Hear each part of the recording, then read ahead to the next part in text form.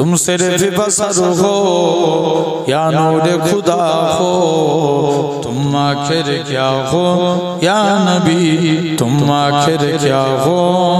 तुम सिर्फ बसर हो या नूर खुदा हो, तुम आखिर क्या हो या नबी, तुम आखिर क्या हो। कुरान भी तुम्हारा खुद मदहसरा हो, तुम आखिर क्या हो या नबी, तुम आखिर क्या हो। जोरे बोलें ना, सबाई मिले बोलले पैंडल फेले जाबे, आरेकटु जोरे बोलो। तुम सिर्फ बसर हो या नूरे खुदा हो, तुम आखिर क्या हो या नबी, तुम आखिर क्या हो। जिब्रील बोले एक तारा देखा, फरमाया नबी ने वो तारा मैं था। जोर बोलबे ना। फिर दायर सिदरा खुद सोच रहा हो, फिर दायर सिदरा खुद सोच रहा हो, तुम आखिर क्या हो या नबी, तुम आखिर क्या हो। और शम्स की जिगरा और लैल की जुल्फे, और शम्स की जिगरा और लैल की जुल्फे, और नज्म की दंदा माजा के आंखें, कुरान के सिपारों मैं जुल्वा नुमा हूँ। जोरे बोलबे ना। कुरान के सिपारों मैं जुल्वा नुमा हूँ, तुम आखिर क्या हो या नबी, तुम आखिर क्या हो। है तुमको सजर ने आँखों में सजाया, और इसके तुम्हारा दिल में बसाया। तुम आँख की ठंडा, तुम दिल की जिला हो। जरूर बोलो ना। तुम आँख की ठंडा, तुम दिल की जिला हो, तुम आखिर क्या हो या नबी, तुम आखिर क्या हो। अल्लाहुम्मा टोन एकटू दिए दाও, टोन टोन।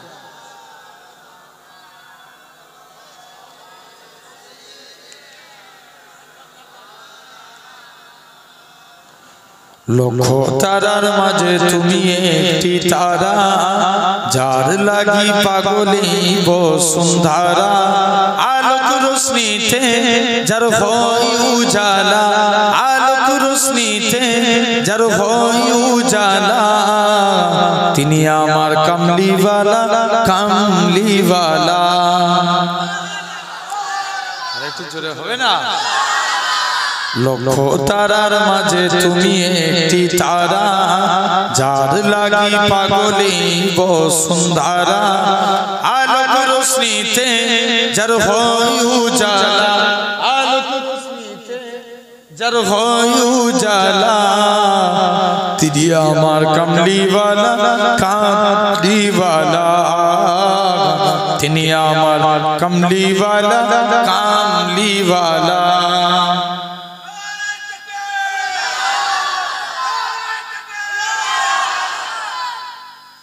আকুল পৃথিবী যার পরশ লাগি, ফুল পাখি যার প্রেমের অনুরাগী। আকুল পৃথিবী যার পরশ লাগি, ফুল পাখি যার প্রেমের অনুরাগী। যে ফুলের সৌরভে মন তারা, তিনি আমার কামলিওয়ালা, কামলিওয়ালা। তিনি আমার কামলিওয়ালা, কামলিওয়ালা। লক্ষ তারার মাঝে তুমি একটি তারা, যার লাগি পাগলে বসুন্ধরা। আলোক রোশনীতে যার হয় উজালা, আলোক রোশনীতে যার হয় উজালা। তিনি আমার কামলিওয়ালা, কামলিওয়ালা। তিনি আমার কামলিওয়ালা কামলিওয়ালা যে নাম বুকেতে আছে সব মুমিনের সেরা মানব যিনি সকল যুগে আরো জোরে হবে না যে নাম বুকেতে আছে সব মুমিনের সেরা মানব যিনি সকল যুগে যার হাতে আছে কৌসার পিয়ালা তিনি আমার কামলিওয়ালা কামলিওয়ালা তিনি আমার কামলিওয়ালা কামলিওয়ালা লক্ষ তারার মাঝে তুমি একটি তারা যার লাগি পাগলে বসুন্ধরা আলোক রোশনীতে যার হয় উজালা আলোক রোশনীতে যার হয় উজালা তিনি আমার কামলিওয়ালা কামলিওয়ালা যার নামে পাখি গায় কুহুরবে যার প্রেমে নদী বগে কলরবে যার নামে পাখি গায় কুহুরবে যার প্রেমে নদী বগে কলরবে উতাল সাগর দেয় পূর্ণিমালা তিনি আমার কামলিওয়ালা কামলিওয়ালা তিনি আমার কামলিওয়ালা কামলিওয়ালা লক্ষ তারার মাঝে তুমি একটি তারা যার লাগি পাগলে বসুন্ধরা আলোক রোশনীতে যার হয় উজালা তিনি আমার কামলিওয়ালা কামলিওয়ালা আল্লাহুম্মা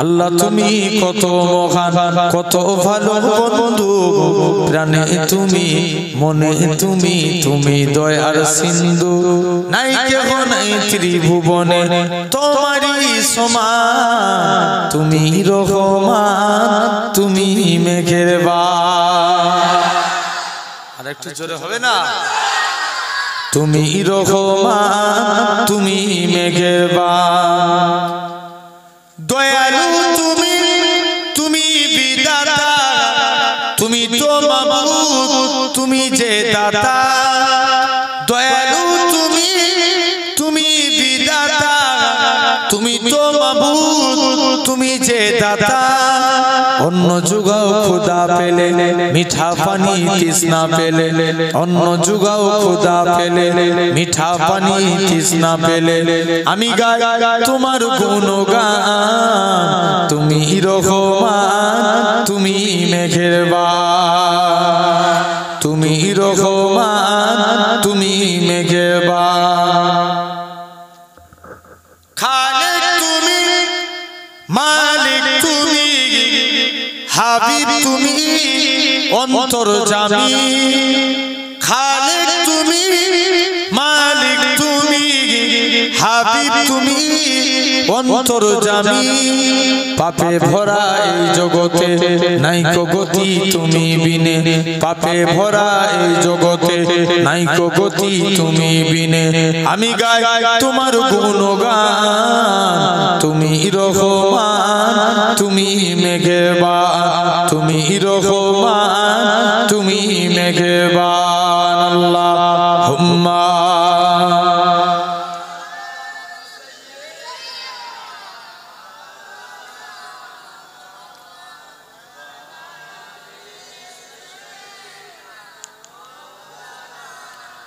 কালেমা লা ইলাহা ইল্লাল্লাহ লা ইলাহা ইল্লাল্লাহ লা ইলাহা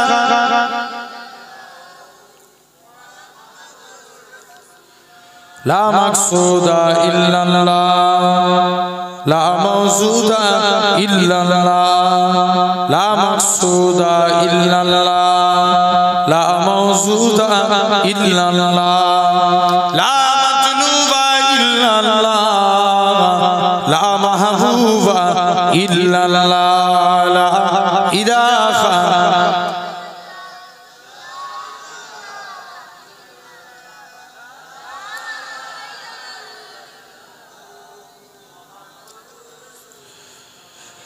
ला रहमानु इल्लल्लाह ला रहीमु इल्लल्लाह ला रहमानु इल्लल्लाह ला रहीमु इल्लल्लाह ला गफ्फारु इल्लल्लाह ला गफूरु इल्लल्लाह ला इलाहा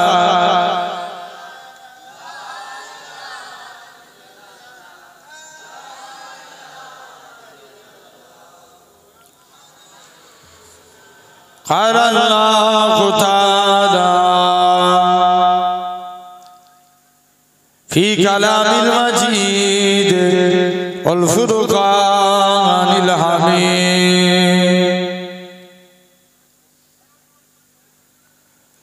वलिल्लज़ीना कफ़रू बिरब्बिहिम मज़ाबु जहन्नम व बि'सल मसीह وقال الله تعالى في كلام المجيد والفرقان الحميد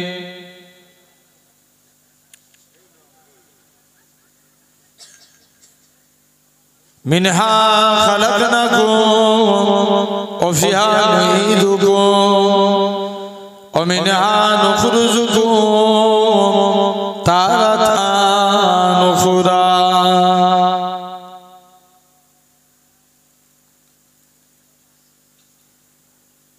وقال رسول الله صلى الله عليه وسلم لا يؤمن أحدكم حتى أكون أحب إليه من ولده وولده والناس أجمعين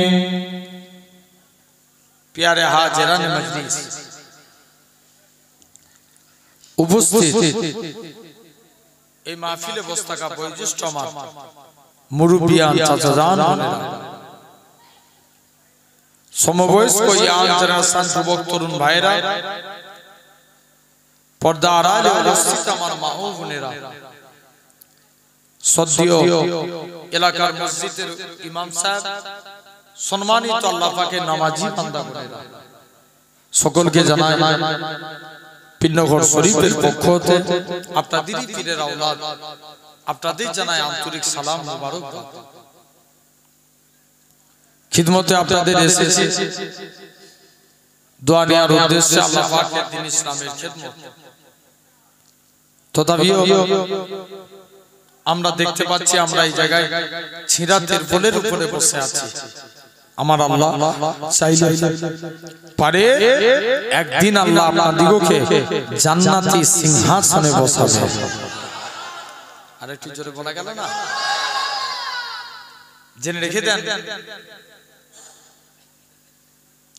তথাপিও আজ আমি এই সুন্দর নবিয়ানা মাহফিল এই সুন্দর মাহফিলে আমি এসে বসেছি আল্লাহ পাক আনিয়েছেন সাধারণ চিন্তা করে দেখেন আজকে আমাদেরই মধ্যে একজন মানুষ আছে এই টাইমে আরামের বিছানার মধ্যে ঘুমাচ্ছে আছে না নাই আছে না আরো কিছু মানুষ আছে এই টাইমে হসপিটাল বলেন নার্সিং হোম বলেন বিভিন্ন জায়গায় অসুস্থ অবস্থায় বেডের বিছানার মধ্যে শুয়ে আছে আরো কিছু মানুষ আছে এই টাইমে অন্যায় কাজে লিপ্ত হয়ে আছে তো আমার আল্লাহ কত বড় দয়াবান কত বড় মেহেরবান যে আল্লাহ আপনার আমার শরীরকে সুস্থ রেখে সবল করে तमाम गुनाह থেকে দূরে সরিয়ে রেখে এমন এক কুরআন হাদিসের মাহফিলে বসার তৌফিক দিয়েছেন যে জায়গায় বসলে আল্লাহ এমনি গুনাহ maaf করে দেয় তথাপিও সেই সুন্দর মাহফিলে আমি এসে বসেছি বাপ এই জায়গায় বসেছেন খুব মন দিয়ে ওয়াজ শুনবেন আলহামদুলিল্লাহ। আল্লাহ যেন আমাদের কিছু বলার এবং আপনাদের আল্লাহ শোনার তৌফিক দেন, বলেন আল্লাহ। তথাপিও এই জায়গায় বসেছি ওয়াজ শোনার জিনিস না বুঝার জিনিস? এই কথা বলো। জি বুঝার জিনিস। বুঝলে আবু বকর, না বুঝলে আবু জেহেল। কি বললাম? কি আবু জেহেল? না বুঝলে আবু জেহেল, আর বুঝলে আবু বকর। আমরা কাদ বলে আবু বকরের দলে কারা একবার হাত তুলে দেখাও তো দেখি, তাকবীর মারো তো।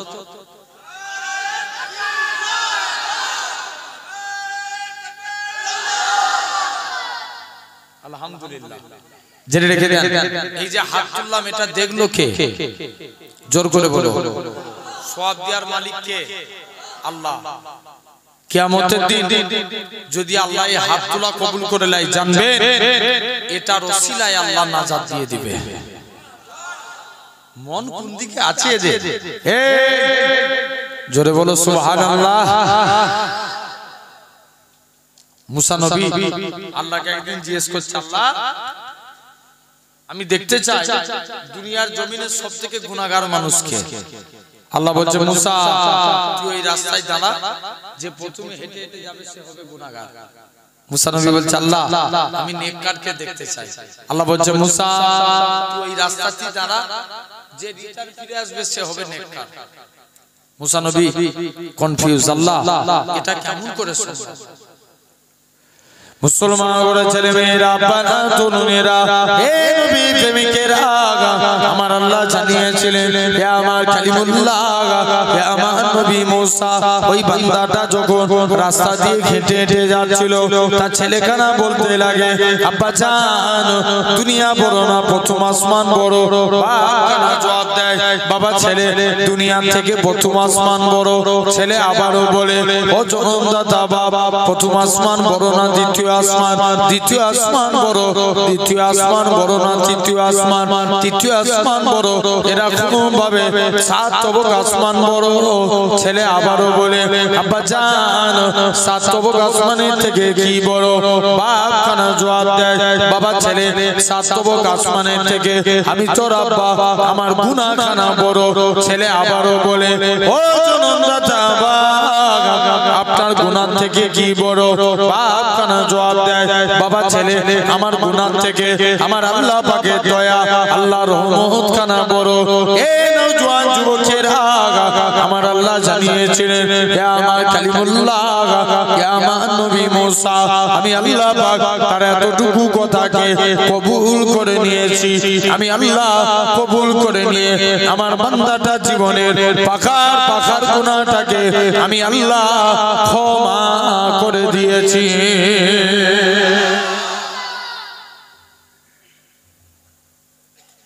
আমি আল্লাহ তার জিন্দেগীর গুনাহকে maaf করে দিয়েছি। তাহলে আমরাও তো এই জায়গায় বসেছি, মূল জিনিস বুঝবো, বলেন ইনশাআল্লাহ। ভাই আমরা সব আল্লাহর মুমিন বান্দা হতে চাই? জোর করে বলো, হতে চাই তো ইনশাআল্লাহ। বলো তো ভাই, এই সমাজে বিড়িখোর বাড়ে না কমে? জোর করে বলো। ওরে আল্লাহ, এখন দেখবেন আগেকার যুগের মুরব্বিরা বিড়ি খেত, এখনের যুবকরা গাঁজা খায়। কথা বলে না কেন? আওয়াজটা একটু জোর করে বলো। আছে না? জেনে রেখে দেন, এই বিড়ি খেলে ঠোঁট কালো করে। সমাজে মাতাল আছে না নাই? কম না বেশি? অনেক বেশি। মদ খেলে চোখ লাল হয়। আবার দেখবেন অনেকে আপনার লটারি কাটে। আগে লটারি হারাম জেনে কাটতো, এখন মনে মনে বিসমিল্লাহ বলে কাটে। হ্যাঁ, যে যদি একবার লেগে যায় 1 কোটি টাকা। আছে না নাই? চায়ের দোকানের থেকে এখন লটারির দোকানে ভিড় বেশি। জেনে রেখে দেন, বিড়ি খেলে ঠোঁট কালো হয়, মদ খেলে চোখ লাল হয়, লটারি কাটলে গরিব হয়। আবার এমনও নামাজি বান্দা আছে, এরা সিজদা দেয়, এদের কপালে একটা কালো দাগ পড়ে যায়। মা এসা বলে, ইয়া রাসূলুল্লাহ হাবিবাল্লাহ কিয়ামতের ময়দানে আল্লাহর কোটি কোটি বান্দা থাকবে, আপনি আপনার উম্মতদের কেমন করে চিনবেন?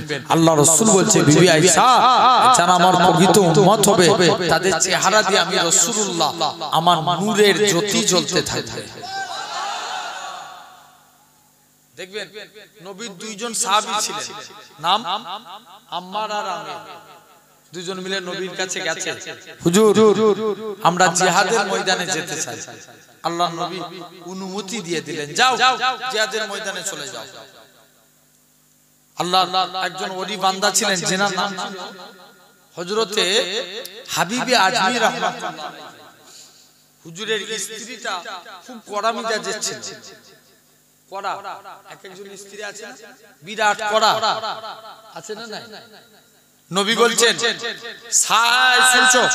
সাত শ্রেণীর নারী, এরা কখনোই আল্লাহর জান্নাতি হতে পারবে না। আন্নানা, হান্নানা, কান্নানা, মান্নানা, হাত্তাকা, বাররাকা, সাত্তাকা। কটা বললাম? 7টা।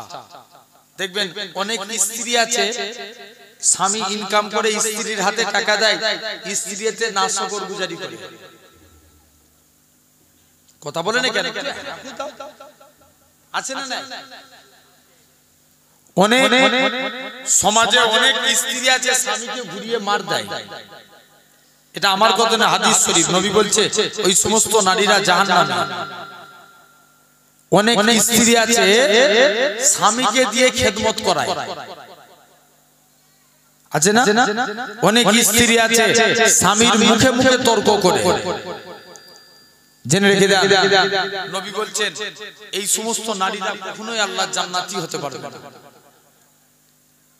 জেনে রেখে দেন। তো এখন হুজুরের স্ত্রী খুব কড়া। স্ত্রী বলছে, আগো স্বামী তুমি কোন মালিকের কাজ করো? এই মালিক টাকা দেয় না, দরকার এই মালিক চেঞ্জ করো, অন্য মালিক ধরো। হাবিব আজমি বলে, স্ত্রী সবর কর, আমার মালিক যেদিন দিবে না ছপ্পর ফাড়কে দিবে। জোরে বলো। বলছে রোজই তো বলছো তোমার মালিক দিবে দিবে, দিবেটা কবে? আই টাকা না দিয়ে ঘর ঢুকলে ঘরে ঢুকতে দেবনি। হুজুর কাজ করতেন কি? জঙ্গলে বসে বসে আল্লাহকে সিজদা দিতেন সারা দিন। আল্লাহকে সিজদা দিয়ে আল্লাহর কাছে দুটো হাত পেতেছে, আল্লাহ স্ত্রীর মনে আশা কিছু রুজি জিম্মাদার হয়ে যাও। মুসলমান বলে ছেলে মেয়েরা, বাবা তরুণেরা, হে নবী প্রেমিকেরা, আল্লাহ পাকের ওলি হযরতে হাবিবে আজমি রাহমাতুল্লাহ আলাইহি হুজুর আমার বাড়ির দিকে চলে গেলেন। হুজুরের লক্ষ্য পড়ে গেল হুজুরের বাড়িতে মেহমানদারি হয়। হাবিব আজমি চিন্তার মধ্যে পড়ে যায়, আল্লাহ পাক আমি ভুল করে কি অন্য মানুষের বাড়িতে চলে এসেছি? কার বাড়িতে এসেছি? আরেকটু আগিয়ে গেলেন, যে দেখে নাকি হুজুর স্ত্রী রাতে গুছা গুছা টাকা আছে। হুজুরের স্ত্রী বলে, তো আমার স্বামী তুমি যে মালিকের কাজ করো তোমার মালিকটা কি বন নয়? তোমার মালিকটা দয়ালু। 2টা লোক পাঠিয়েছিল, চালটা লাঠা দিয়ে বলে গেছে হাবিব আজমিকে বলে দিবে সে যেন তার মালিকের আরো বেশি বেশি করে কাজ করে, তার মালিকটা কি বন নয়? 2 হাত ভরে দিয়ে যাবে। ও যুবকেরা, আল্লাহ পাকের ওলি হযরতে হাবিব আজমি রাহমাতুল্লাহ আলাইহি জানিয়েছিলেন, ও আমার স্ত্রী শুনে রেখে দাও, আমি যে মালিকের কাজ করি আমার মালিকটা দুনিয়ার কোনো মালিক নয়, আমার প্রভুটা দুনিয়ার কোনো প্রভু নয়, আমার মালিক হলো তামাম মালিকের মালিক, রাজাধিরাজ আমার আল্লাহ পাক।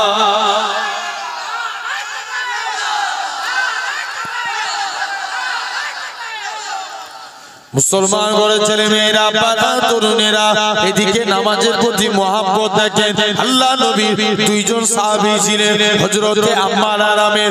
2জন মিলে আল্লাহ নবী হুজরা মুবারকি গেলেন, ইয়া রাসূলুল্লাহ হাবিবাল্লাহ, হুজুর আপনি আমাদের অনুমতি দেন, আজকে দিনে যেন যুদ্ধের ময়দানে যেতে পারি।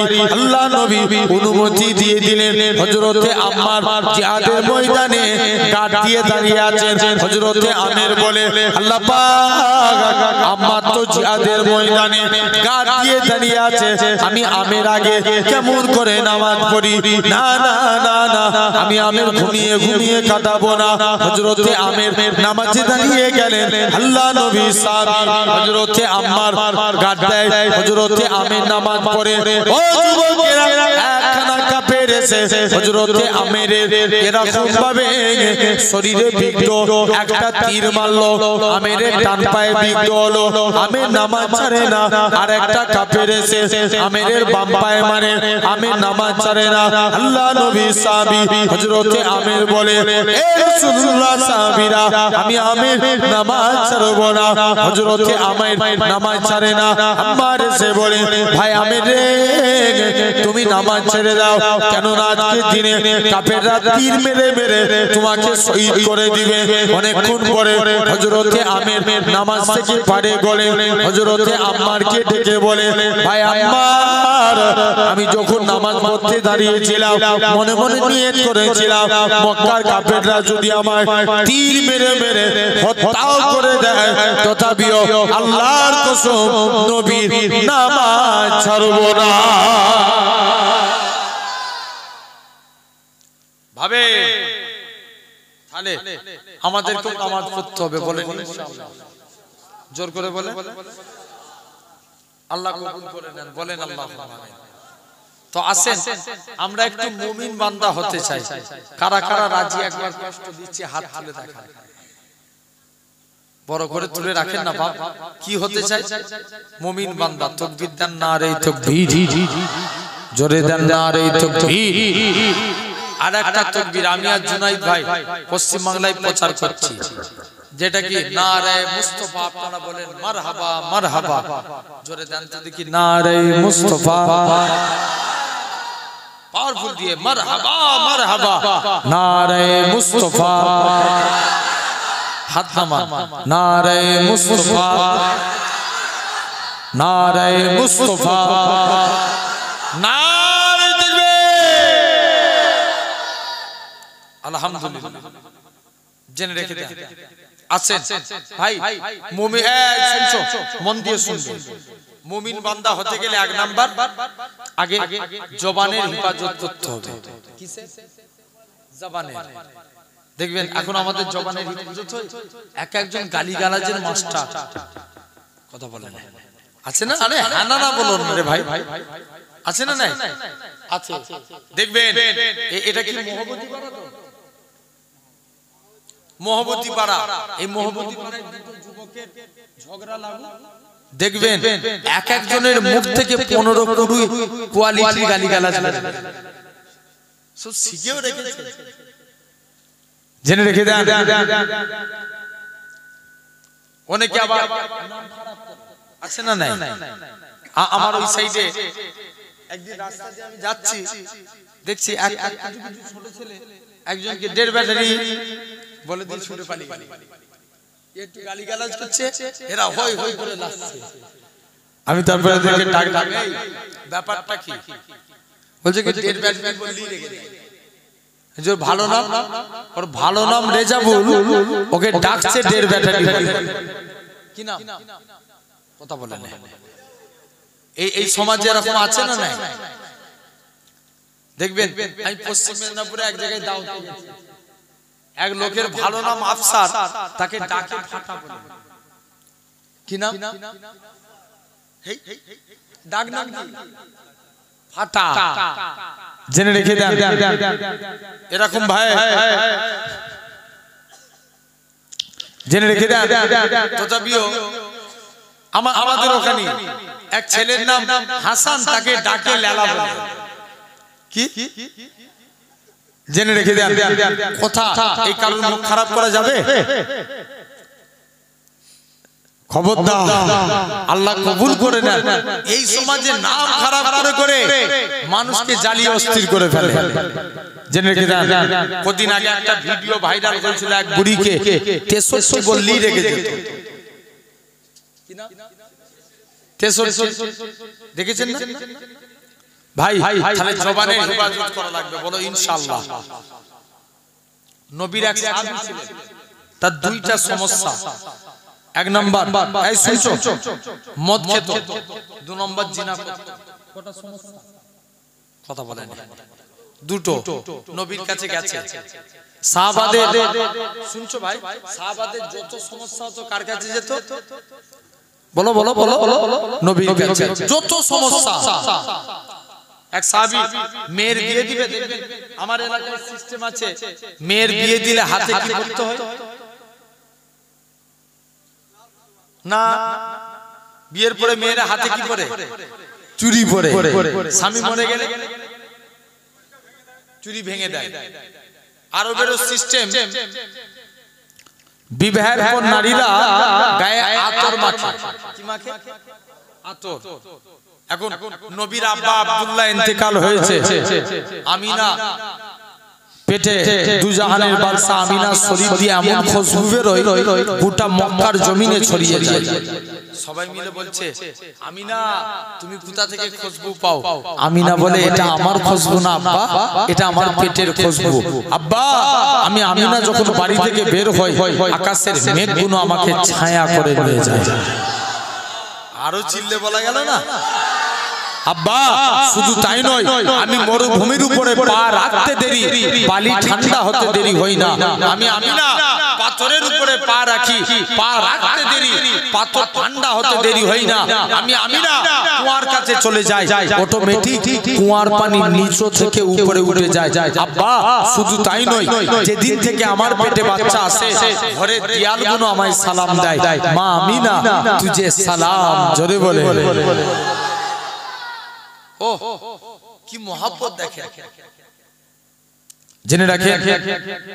এখন আরবের সিস্টেম কি ছিল তাহলে? আতর মাখা। এক সাহাবী মেয়ের বিয়ে দিবে, তার 2টা সমস্যা। যত সমস্যা কার কাছে? ইয়েস, নবীর কাছে।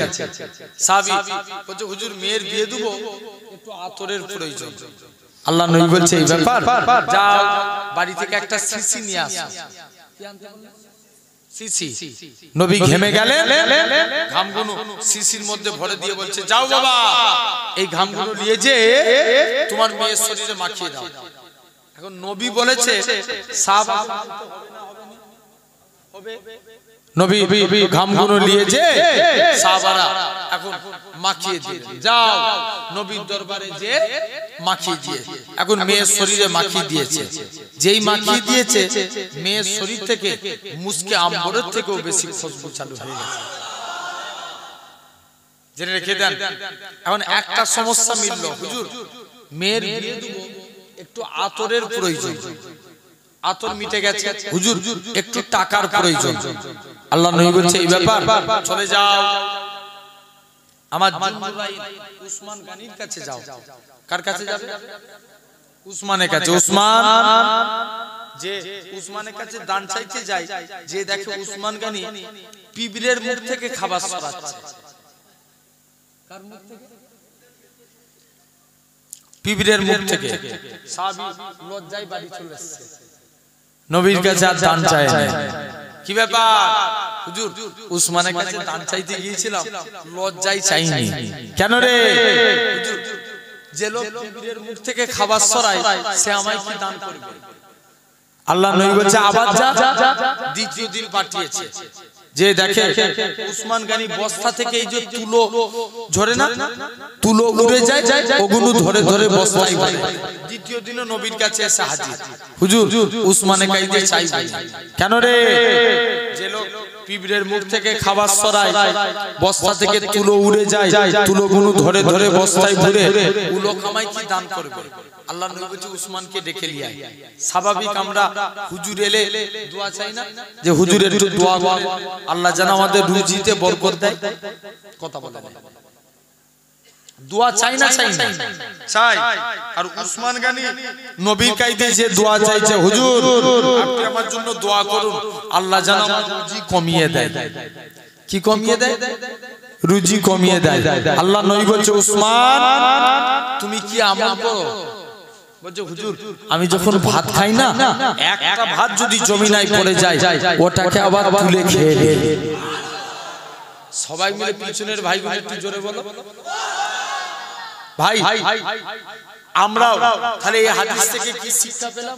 আমরা যখন খেতে খেতে যদি ভাত পড়ে যায়, অনেকে বলে কুড়িয়ে জিনিস তুই খাচ্ছিস, বলে না বলে না, কুড়িয়ে জিনিস খেতে নেয়, অনেকে বলে না, এটা সুন্নাত, সাহাবাদের সুন্নাত। আল্লাহ নবী বলেছে, উসমান তুমি যদি এইভাবে আমল করো, কিয়ামত পর্যন্ত আল্লাহ তোমার রুজিতে বরকত দিবে। সেই উসমান চলে গেছে, সাহাবী দ্বিতীয় দিন নবীর কাছে গেছে, নবীর কাছে যে বলছে, হুজুর আল্লাহ নবী বলছে, যাও না আমার উসমানের কাছে একবার চেয়ে দেখো। দৌড়ে দৌড়ে উসমানের কাছে চলে গেলেন। মুসলমান ঘরে ছেলে মেয়েরা, বাবা তরুণেরা, হে নবী প্রেমিকেরা, যুবক ছেলে কানা, আল্লাহ নবী সাহাবী হযরত উসমানের কাছে যায়। উসমান, আল্লাহ নবী পাঠিয়েছে, আপনি আমায় কিছু দান করুন। হযরত উসমান গানি বলে, না না না না, চলে যাও চলে যাও, আমার উট বুঝাই করা মাল এসেছে, যেটা মনে হবে সেটা তুমি নিয়ে নাও। এখন ম্যানেজারের কাছে গেছে, যে উটটার মধ্যে বেশি মাল ছিল ওই উট কানা ধরেছে।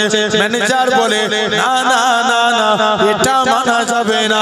হযরত উসমান গানি ম্যানেজারকে ডেকে বলে, ম্যানেজার তুমি একে কি কথা শোনালে? একে নাকি আল্লাহ নবী পাঠিয়েছে। রাসূলুল্লাহ যদি আমি উসমানকে বলে দিত, ও বাবা উসমান তুমি অমুকের বাড়িতে দানখানা পৌঁছে দাও, আমি উসমান গানি গোলাম হয়ে তার বাড়িতে পৌঁছে দিতাম।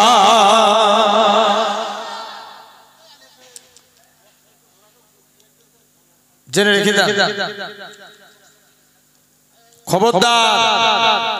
এই শুনছেন, এরকম ভাবে তোমাকে আমাকে ভাবা লাগবে, তোমাকে আমাকে চিন্তা করা লাগবে। তো এখন নবী সাহাবীর কয়টা সমস্যা, এদিকে দেখেন, নবী সাহাবীর কয়টা সমস্যা বলেছিলাম? দুইটা। এক নাম্বার মদ খেত, দুই নাম্বার জিনা করত। একদিন নবীর দরবারে গেছে, হুজুর আমি ভালো হতে চাই, আমাকে আমল বলুন। আল্লাহ নবী বলছে, বাবা তুমি ভালো হবে, যাও আমল করো, তুমি আমল করো, ওয়াদা করো, মুখ দিয়ে কোনোদিন মিথ্যা কথা বলবে না। কি কথা? মিথ্যা কথা। আর সাহাবী খেত কি? কথা বলে মদ আর জিনা। এখন নবীর দরবারে খুশি মনে হাত বাড়িয়ে দিয়েছে, হুজুর অনুমতি দেন, হুজুর আমি ওয়াদা করছি জীবনে কোনোদিন মিথ্যা বলবো না। বাড়ি চলে গেছে, নবীর দরবারে যে বাড়িতে গেছে, বাড়িতে নবীর দরবারে যে বলছে, হুজুর আপনার কাছে এসেছে, কি ব্যাপার? হুজুর বেয়াদবি মাফ করেন, আমি আপনার কাছে এসেছি, হুজুর আপনি আমায় আজকের দিনে, আল্লাহর নবী একদিন মদ খেয়ে নবীর দরবারে গেছে, নবী জিজ্ঞেস করছে, বাবা তুমি মদ পান করেছো, ওয়াদা করেছিল কি বলবো না, খাবো না বলেছে না, মিথ্যা কথা বলবো না বলেছে, মিথ্যা কথা বলবো না। এখন নবী জিজ্ঞেস করছে, বাবা তুমি মদ খেয়েছো, ওয়াদা করেছিল মিথ্যা বলবো না? নবীর কাছে গেছে, হুজুর আমি ওয়াদা করেছিলাম না মিথ্যা বলবো না, আজকের দিনে কথা দিচ্ছি হুজুর মদ খেয়ে ফেলেছি, কথা দিলাম জীবনে আর মদ খাবো না। আবার একদিন নবীর দরবারে আসছে, নবী জিজ্ঞেস করছে, বাবা তুমি জিনা করেছো? হুজুর জিনা করে ফেলেছি, কথা দিলাম জীবনে আর জিনার কাজ করব না। তাহলে একটা জিনিসের হেফাজত করলো, কিসের? জবানে। ভাই একটা মানুষ ভালো হতে গেলে একটা ভালো কাজই তার জন্য যথেষ্ট, আর একটা মানুষ খারাপ হতে গেলে একটা খারাপ কাজ তার জন্য যথেষ্ট। যদি বলেন কেন, একটু প্রমাণ নেন, আমি বুঝিয়ে দিয়ে যাচ্ছি।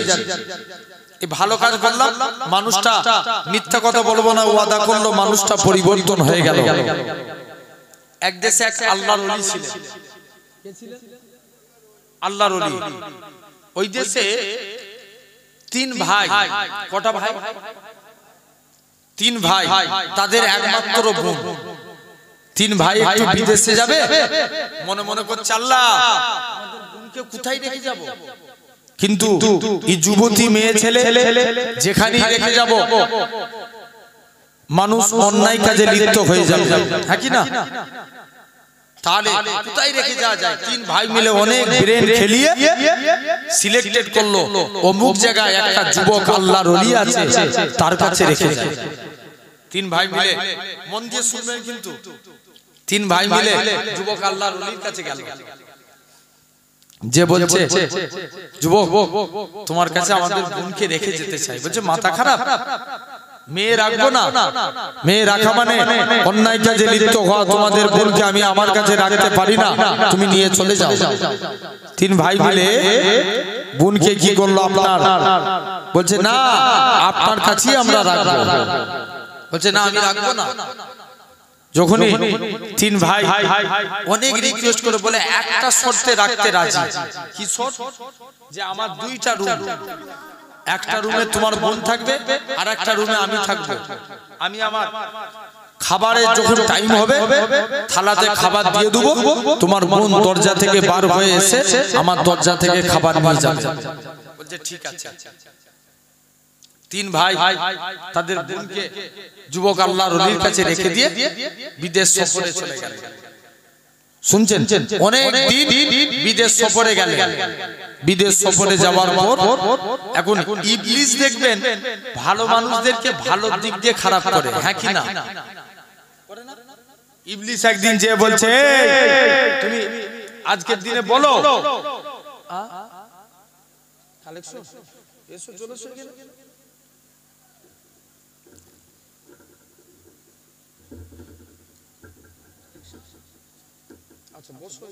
সবাই দেখে নাও, কমিটি ছেড়ে সবাই চলে এসো। এই তোর নিচে এসে বস না, ডাকছি না।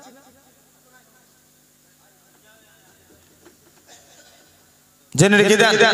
এখন শুনছেন বাবা, তিন ভাই মিলে এখন চলে গেছে। ইবলিস এসে ধোঁকা দিচ্ছে তোমাদের। হ্যালো,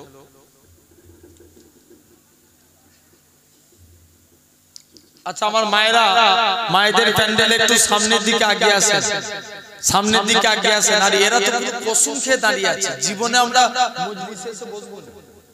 ওই ছেলেগুলো রাস্তায় যারা দাঁড়ায়, কোথাকারের ছেলে এখানে নেই তো, ওরা কি কসম খেয়ে দাঁড়িয়ে আছে নাকি? আগে এই জায়গায় বসে দেখো, তবে তো ওর রাস্তায় বসবে, তবে মজলিসে বসবে না।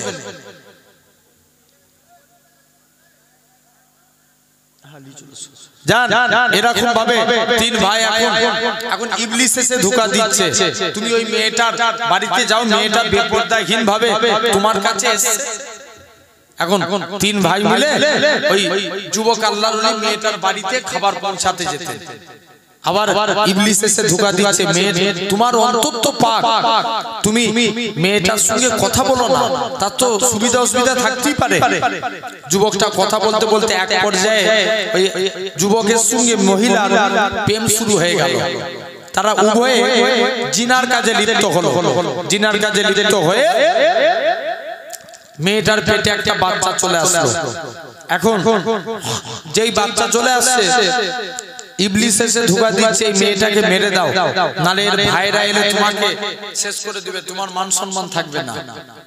যুবক মেয়েটাকে মেরে কবর দিয়ে দিল। তিন ভাই এসে বলছে আমাদের বোন কই? বলছে তোমাদের বোন ওই যে মারা গেছে, কবর দেখো। তিন ভাই চলে গেছে। ইবলিস যে তাদেরকে ধোঁকা দিচ্ছে, তোদের বোন এমনি মরে নে, যুবকটা জিনা করেছে, পেটে সন্তান চলে এসেছিল, ওই জন্য মারা গেছে। তিন ভাই মিলে আপনার আস্তে আস্তে করে তিন ভাই মিলে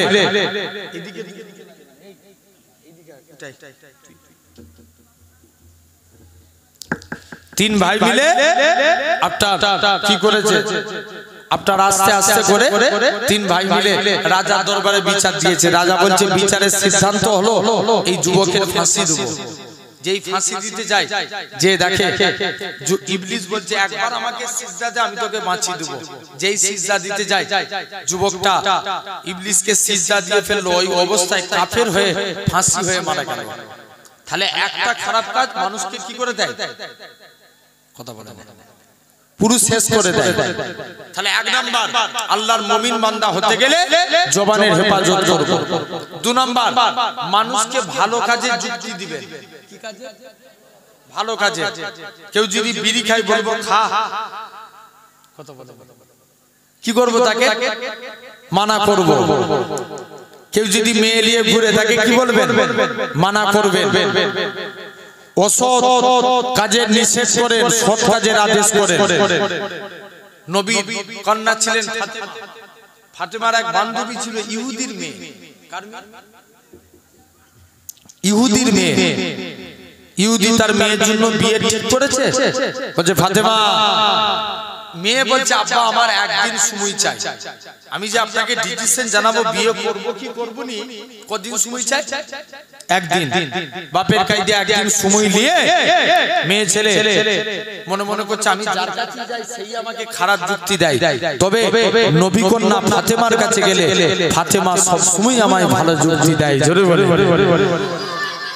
আমি ফাতেমার কাছে যাব ইহুদির মেয়ে বাপের কাছে কতদিন সময় চাইলে একদিন সময় নিয়ে ফাতেমার কাছে চলে গেল মুসলমান ঘরে ছেলে মেয়েরা বাবা তরুণেরা হে নবী প্রেমিকেরা ইহুদির মেয়ে কানা আল্লাহ নবী বেটি ফাতেমা রাদিয়াল্লাহু তাআলা আনহার কাছে দৌড়ে দৌড়ে চলে গেলেন ফাতেমা আমার আব্বা আমার জন্য বিয়ে ঠিক করেছে আমি কি বিয়েতে রাজি হব ফাতেমা বলে উনি ইহুদি বাপ মা সন্তানের জন্য কখনো খারাপ চাই না তুমি তোমার বাপ মায়ের কথা মতো বিবাহ করে নাও বাপ মা তোমার ভালো চায় এমন শুনতে দেখতে পাওয়া যায় ইহুদি মেয়েখানা বলে ফাতেমা তোমাকে আমার বিয়েতে যা লাগবে ফাতেমা বলে আমরা হলাম মুসলমান তোমরা হলে ইহুদি কেমন করে তোমাদের বিয়েতে যায় ইহুদি বলে না না না না এটা মানা যাবে না ও যুবকেরা আল্লাহ নবী বেটি ইহুদির মেয়েকে ফাতেমা রাদিয়াল্লাহু তাআলা আনহা বলে ও বেটি ইহুদির বেটি ফাতেমা চলে যাও আমার আল্লাহ যদি রাজি থাকে আমি ফাতেমা তোমার বিয়েতে যেতে রাজি কে রাজি থাকে আল্লাহ রাজি থাকে যাও মেয়ে এখন একদিনের সময় চেয়েছিল বাপকে এসে বলছে আব্বা একদিন সময় চেয়েছিলাম না মিটে গেছে যান আপনার পছন্দ মতো ছেলেকে আমি বিয়ে করব জোরে বলবে না এখন ইহুদি তো বিরাট ইহুদি এখন বিরাট খুশি তুমি আমার পছন্দ মতো ছেলেকে বিয়ে করবে যাও তাড়াতাড়ি করে বিয়ের দিন ঠিক হয়ে গেল সব কুটুম সাক্ষীর দাওয়াত হয়ে গেল লাস্টে গেলে ইহুদির মেয়ে বলছে আব্বা বিয়ে করব সবাইকে দাওয়াত করেছি আমি সবাইকে দাওয়াত করেছি তবে আব্বা নবী কন্যা ফাতেমাকে দাওয়াত করেছি ফাতেমা আমার বিয়েতে এলে বিয়ে হবে নচেত বিয়ে হবে না জোরে বলো ইহুদি বলছে মা তুই কেন ফাতেমাকে দাওয়াত দিচ্ছিস আমাদের বিয়ে বাড়িতে কত নামি দামি ব্যক্তি আসবে আর ফাতেমা ছিঁড়া ফাটা তালি দিয়া জামা পরে ফাতেমাকে দাওয়াত দিচ্ছিস গরিব মানুষকে সে আমাদের অসম্মান হয়ে যাবে কাউকে ছোট করতে আছে জানবেন 2 টাকার কলমে 5 কোটি টাকার চেক লেখা যায় কত টাকার কলমে 2 টাকার কলম এখন ফাতেমার কাছে চলে গেছে ফাতেমা কি ব্যাপার ফাতেমা বলছে যাও আবার বলছে তবে ফাতেমা বিয়েতে আসতে পারে ফাতেমা যদি নতুন কাপড় পরে আসে তবে বিয়ে বাড়িতে আসবে নালে আসবে না কি কাপড় পরে ওই ছেলেগুলি কেন ওখানটাই দাঁড়িয়ে আছে হ্যাঁ এগুলো তো ঠিক নয় এই অভ্যাস এই মহবুদি পাড়ার যুবক কমিটি ছেলে তো কি হয়েছে জেনে রেখে দেন আমার ভাইরা আব্বারা তরুণেরা এখন ইহুদির মেয়ে ফাতেমার কাছে চলে গেছে যাই দরকার হয় ফাতেমাকে একটা কাপড় কিনে দেবো মুসলমান ঘরে ছেলে মেয়েরা বাবা তরুণেরা আল্লাহ নবী বেটি ফাতেমার কাছে ইহুদির মেয়েখানা চলে গেলে ফাতেমা তোমাকে আমার বিয়েতে যা লাগবে ফাতেমা বলে ঠিক আছে আমি তোমার বিয়েতে যাব তবে ফাতেমা তোমাকে আমার বিয়েতে নতুন কাপড় পরে যা লাগবে ফাতেমা বলে না না না না এটা মানা যাবে না আমি ফাতেমা কেমন করে তোমার বিয়েতে নতুন কাপড় পরে যাব আমার তো নতুন কাপড় কাপড় নেই ইহুদির মেয়েখানা বলে ফাতেমা দরকার আমি তোমায় একটা কাপড় কিনে দেবো ফাতেমা বলে ঠিক আছে তোমাকে আমার কাপড় কিনে দেয়া লাগবে না তুমি আমায় কি কথা জানাও আমার আব্বা জান যদি দুনিয়ার সম্পত্তি চাইতো আমার আল্লাহ পাক তাম পৃথিবীর সম্পত্তিকে আমার আব্বা জানের কদমে রেখে দিতে হে নওজোয়ান যুবকেরা আল্লাহ নবী বেটি ফাতেমা বলে ঠিক আছে আমি তোমার বিয়েতে যাব নতুন কাপড় পরিয়ে যাব তবে আজকের দিনে নতুন কাপড় পরিয়ে যাব ফাতেমা নামাজ পড়ে আল্লাহর কাছে দোয়া চায় ফাতেমা দোয়া চাইতে দেরি কাপড় আসতে দেরি হলো না ফাতেমা কাপড় নামাজ থেকে ফাড়ে গয়ে কাপড়খানা নিয়ে দৌড়ে দৌড়ে আল্লাহ নবীর কাছে গেলেন ইয়া রাসূলুল্লাহ হাবিবাল্লাহ আসসালাতু ওয়াসসালামু আলাইকা ইয়া রাসূলুল্লাহ হাবিবাল্লাহ ও যুবকেরা আল্লাহ নবী সালামের উত্তর জানা দিলেন ও মা ফাতেমা তুমি কি জন্য সালাম দাও আব্বা জান আজকের দিনে আমি ফাতেমা আমাকে আজকের দিনে আমি কোথায় কাপড় পাই আমি নামাজ পড়ে দেখি আমার বাড়িতে দামি কাপড় হযরত জিবরাইল আমি ফাতেমার কাছে চলে আসে ফাতেমা তুমি একে কি কথা শোনালে একে নাকি আল্লাহ নবী পাঠিয়েছি রাসূলুল্লাহ যদি আমি ফাতেমাকে বলে দিত ও বাবা ফাতেমা তুমি আজকের দিনে ও বাবা ফাতেমা চলে যাও তোমার উপরে আল্লাহ রাজি হয়ে জান্নাতুল ফেরদাউস থেকে শাড়িখানা পাঠিয়েছে ফাতেমা শাড়িখানা নিয়ে দৌড়ে দৌড়ে ইহুদির বিয়ে বাড়িতে গেলেন যেই দাঁড়িয়েছে গোটা ইহুদির বিয়ে বাড়িটা নূরানুর আলোয় আলোকিত হয়ে গেছে